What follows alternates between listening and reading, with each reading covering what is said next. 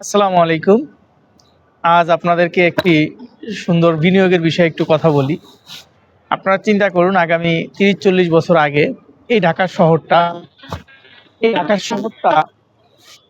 কি ছিল আর বর্তমানে কি আছে। আমি দাঁড়িয়ে আছি পল্টনে। এই পল্টনের এলাকায় আগামী ৪০-৫০ বছর আগে বা গত ৪০-৫০ বছর পরে কি হবে, আগামী ৪০-৫০ বছর পরে দেখবেন এখানে মানুষ বসবাস করার একটা অযোগ্য অবস্থা হয়ে যাবে। এর কারণ হলো এই যে বিভিন্ন পলিউশন, বিভিন্ন অক্সিজেনের অভাব এবং কার্বন ডাইঅক্সাইড বেশি হবে, এই কারণে কিন্তু মানুষ এখানে বসবাস করতে পারবে না। তা আপনি যে ভবিষ্যতে একটা পরিকল্পনা করতেছেন নতুন ঢাকায় বাড়ি করবেন, সেটা কেমন হতে পারে, সেই ঢাকাটা কেমন হবে, এটা কি চিন্তা করছেন?